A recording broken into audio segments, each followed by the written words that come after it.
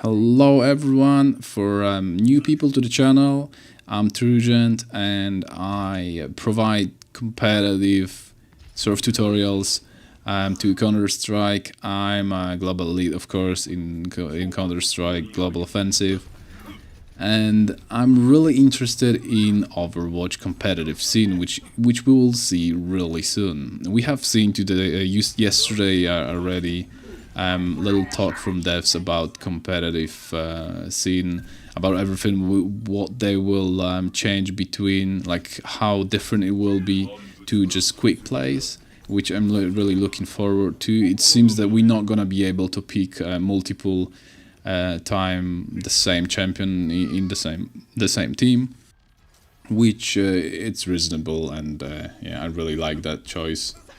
And the season will last 3 months, which is a decent time for getting your rank if you are just focused on doing so. So yeah, those things are cool, but then there was a lot of complaining from people, and bragging about server tick and how Blizzard actually wants to release competitive scene, having just 60 to 20 tick servers. And for those which don't know what tick is actually how often server sends information about the positioning and things which are happening in a game. It's like between information between server and client. So actually, servers which we play on right now are 60 send and 20 receive.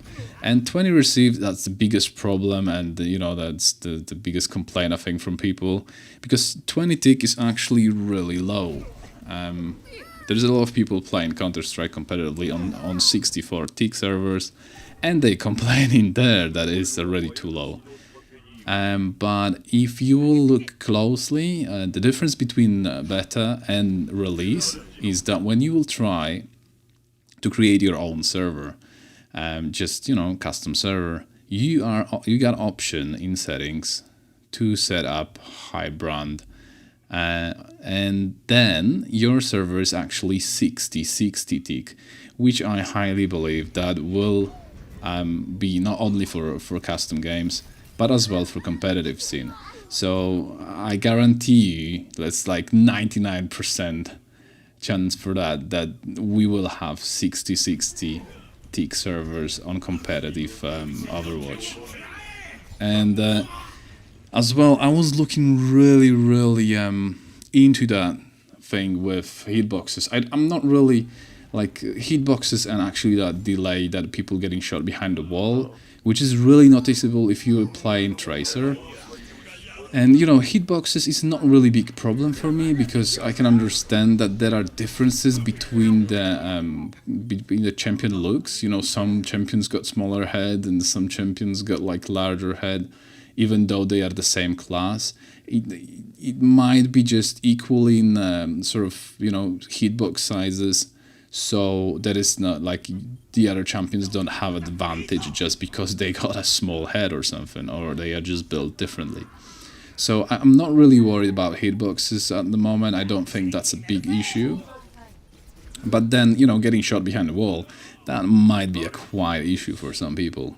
So I've been looking into it, and actually Blizzard built in sort of in a game kind of prediction to ease up kind of play between players on different latency. Like if your connection to the server is slightly slower than your friend, or like really slow comparing to your enemy or whatever, then enemy with low latency will be able to run behind the wall, when actually guy with big latency will shot you, and until everything will be like sent and received on both clients, you will get sort of effect that you were already behind the wall.